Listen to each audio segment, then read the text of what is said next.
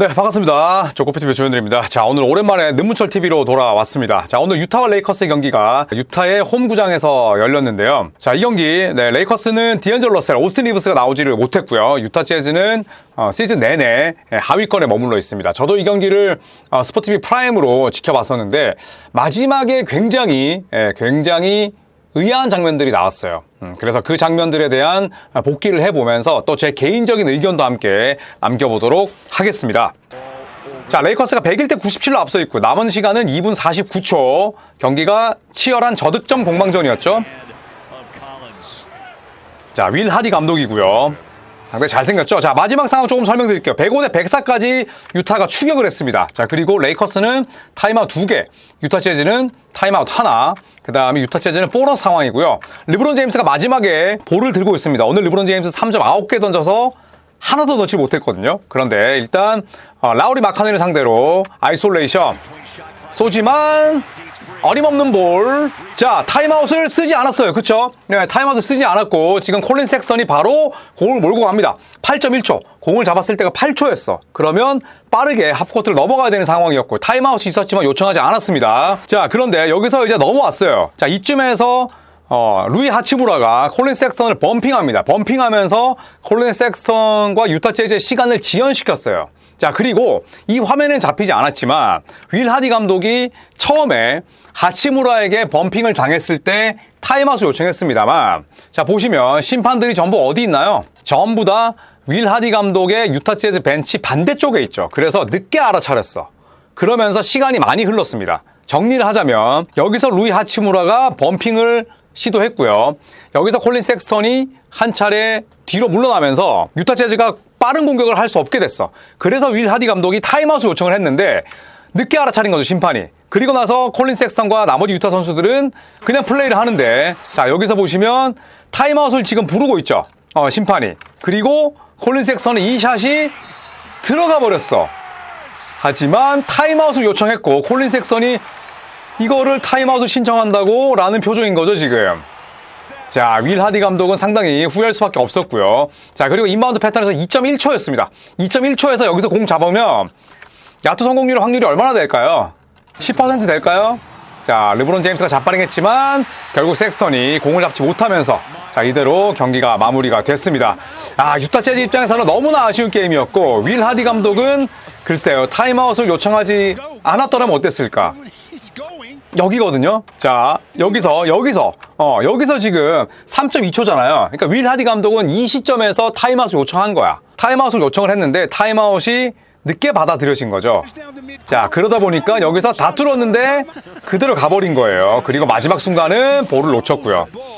야, 저는 그렇게 생각을 합니다. 이게 유타 재즈가 지금 탱킹 중이라서 윌 하디 감독이 일부러 타임아웃을 저 타이밍에 불렀다. 이거는 사실 말도 안 되는 억측이고, 저는 윌 하디 감독의 여전한 실책이라고 봐요. 왜냐하면, 자, 콜린 섹스턴을 믿었지 않게 생각을 하고, 유타 재즈 하프코트 셋을 혹은 세미 트랜지션에 대한 믿음이 없었다면, 지금은 워커 캐슬러가 리바운드를 잡자마자 타임아웃을 요청했었어야 됐습니다. 그렇지 않다면, 그냥 콜린 섹스턴에게 맡겨두는 게 나았겠죠. 왜냐하면 지금 샷클락과 게임클락이 예를 들어서 17초, 18초가 남아있었다면 첫 번째 공격을 시도했다가 좌절했을 때는 감독이 타임아웃 요청하는 경우가 왕왕 있어요. 그런데 지금은 콜린 섹스턴이 공을 잡자마자 넘어갔을 때가 8초였어요. 그리고 범핑하고 실패했을 때가 3점 몇 초였더라면 그냥 놔뒀어야 되는 게 맞지 않았을까? 결과론이 아니라 이거는 과정을 놓고 보더라도 8초가 남아있었더라면 바로 불었거나 아니면 맡겼거나 가 됐어야 됐는데 이도저도 아닌 상황이었고, 그리고 마지막에 콜린 야스턴이 쏘아올린 볼이 또 때마침 림으로 빨려 들어갔잖아요. 물론 앤서니 데이비스가 휘슬을 듣고 블락을 하진 않긴 했습니다만 그런 장면들 때문에 굉장히 많은 논란을 낳았습니다. 사실 이런 걸 놓고 일부러 탱킹을 조작했다, 윌 하디 감독의 의도가 보였다, 아니면은 데니 에인지 사장이 삐삐 쳤다, 이런 얘기가 있긴 합니다만 저는 그런 것까지는 사실 너무 음모론 같고, 하지만 타임아웃을 요청할 거였으면 리바운드 잡았을 때 요청을 했거나 아니면 끝까지 맡기는 게 저는 맞았다, 이렇게 생각을 합니다. 그러니까 감독 입장에서는 선수를 믿는 것도 아니고 그 다음에 또 그 선수에 대한 믿음을 또 가지고 있는 것도 아니고 또 그 선수를 아예 안 믿은 것도 아닌 이도저도 아닌 좀 굉장히 좀 우유부단한 그런 타임아웃이었다고 생각을 합니다. 자, 그래서 보통은 이렇게 리바운드를 잡고 볼 핸들러를 빨리 찾았을 때는 매치업이 정리가 되지 않기 때문에 그냥 일반적으로 가는 경우가 많죠. 이거는 뭐 더 이상 이상하지 않습니다. 스티브 커 감독이 대표적이죠. 타임아웃이 남아있어도 그냥 경기를 계속해서 흘러가게끔 만드는데, 만약에 윌 하디 감독도 그런 생각이었더라면 끝까지 불지 말았어야 됐고, 만약에 불었을 거면 빨리 불었어야 됐다.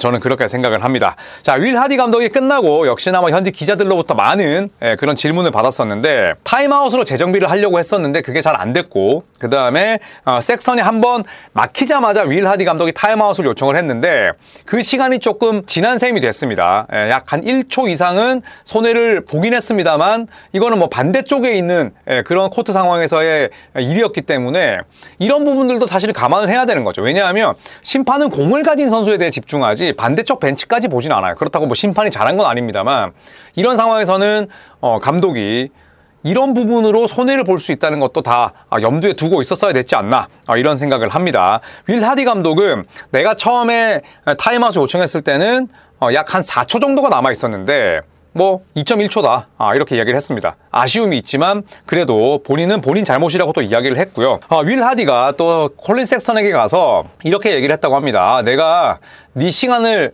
이렇게 좀 방해하고 그 다음에 네 시간 자체를 내가 뺏고 가져온 것 같아서 너무 미안하다, 이렇게 사과를 전했다고 해요. 네, 그리고 콜린 섹선은 당연히 뭐 호의적으로 받아들였다고 하는데, 타임아웃을 불렀던 순간에는 엄청나게 실망했다고 합니다. 왜냐하면 콜린 섹선은 아까 바디랭귀지에서 보듯이 들어간 줄 알았다고 봤거든요. 그런데 타임아웃을 요청을 하다 보니까 그 순간에는 굉장히 또 실망스러웠고 좌절했다라고 얘기를 했습니다. 선수들은 다 이기고 싶어 합니다. 뭐 내 팀이 탱킹 팀이든 리빌딩 팀이든 리툴링 팀이든 상관없어요. 선수들은 이기고 싶어 하고, 그 다음에 리빌딩에 속해 있는 팀을 가기 싫어하는 건 승리를 향한 선수들의 본능이죠. 그렇기 때문에 오늘 콜린 섹선을 비롯해서 유타의 선수들이 많이 아쉬워했었는데, 유타 재즈는 분명히 한 2, 3년째 길을 잃고 지금 약간은 표류 중입니다. 물론 뭐 키온테 조지라든지, 그 다음에 또 워커 캐슬러, 좋은 선수들이 많습니다. 또 아이제아 콜리어도 있고요. 그 다음에 또 지금은 G리그가 있지만 코디 윌리엄스라는 아주 훌륭한 조각도 있어요. 자, 하지만 이런 리빌딩들도 어느 정도는 이기면서 해야 되고, 그리고 윌 하디 감독도 뭐 상당히 젊잖아요. 굉장히 어린 감독 축에 속하는데 본인도 이런 경기를 통해서 많이 배우지 않았을까 생각을 합니다. 저는 뭐 오늘 경기에서 범인 찾기를 하고자 이런 눈문철 TV를 만든 건 아니고요. 이렇게 상황이 흘러갈 수도 있구나. 왜냐하면 쉽게 나오는 장면은 아니니까. 그리고 내가 공격하는 팀이 내 벤치 앞이 아니라 반대쪽에 있다면 타임아웃을 요청하는 그 타이밍도 대단히 중요하고, 그 다음에 액션도 좀 더 크게 하면서 심판들에게 주의를 끌고 그 다음에 심판들을 환기시킬 필요가 있는데, 그런 부분에 대해서도 또 기본적으로 좀 돌아보게 된 경기가 아니었을까 생각을 합니다. 자, 유타 재즈는 굉장히 농구 열기가 높은 곳입니다. 저도 이제 이 경기장을 가봤습니다만 존 스타칸과 칼 말론의 동상이 있고, 유타 재즈 팬들도 엄청나게 열정적이죠. 1990년대에 NBA 파이널이 열렸을 때는 이 필 잭슨 감독이 유타 재즈의 경기 소음이 너무 심하다, 팬들이 너무 시끄러워서 경기를 못할 정도니까 이거는 사무국에서 손을 써야 된다, 이렇게 얘기할 정도로 아주 팬들이 뭐 시끄러운 그런 프랜차이즈예요. 그만큼 또 농구 열기가 아주 높은 곳인데, 유타 재즈가 빠르게 반등해서 또 과거의 그런 영광을 찾을 수 있는 순위표로 올라설 수 있기를 기대해 보겠습니다. 자, 이상 콜린 야스턴과 윌 하디 감독이 만들어낸 굉장히 아쉬웠던 장면, 저희가 복귀하면서 눈문철 TV 오랜만에 찾아왔는데 여기서 마무리하도록 하겠습니다. 고맙습니다.